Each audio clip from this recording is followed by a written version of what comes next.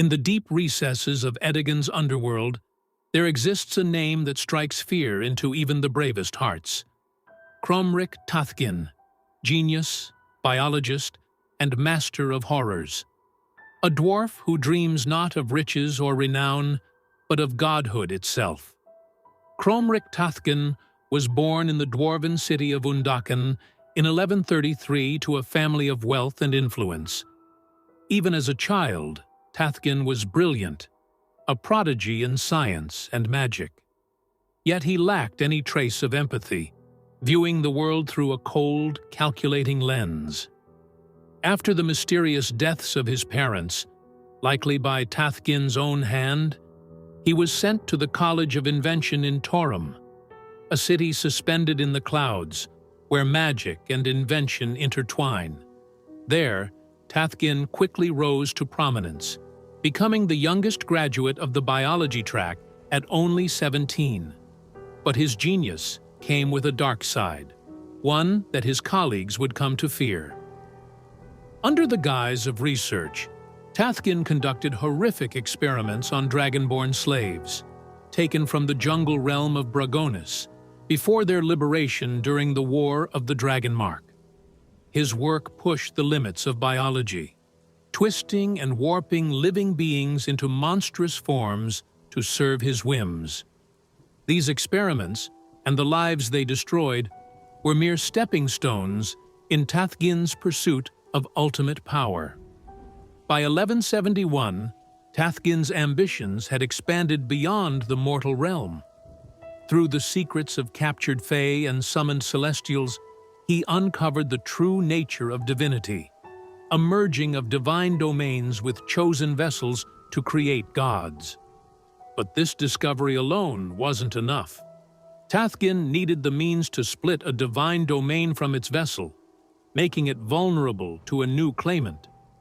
Tathginn learned of a being known as Imshe, the Night Weaver, who wielded a weapon of unfathomable power, a blade that bleeds black smoke, capable of ripping a divine domain from its holder.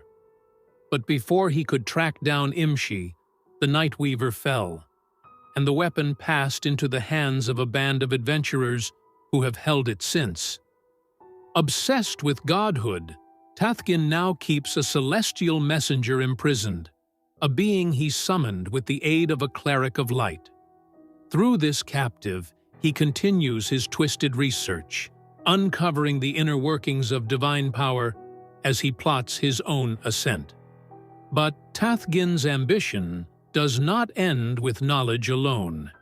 He has set his sights on two specific domains: the fractured domain of nature, split between the Fae, and the domain of tempest, locked away in a temple deep within the Teldarian steppes.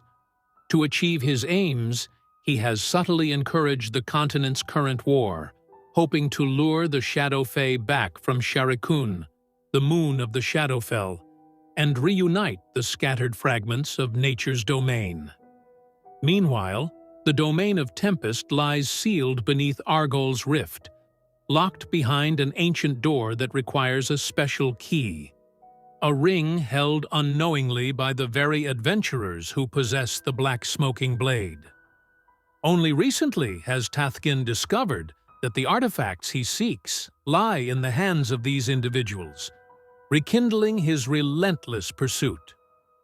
As the head of Torum's biology branch, Tathginn has turned his expertise toward crafting horrors to serve in Torum's war across the continent. Yet, for Tathginn, the war itself holds little interest.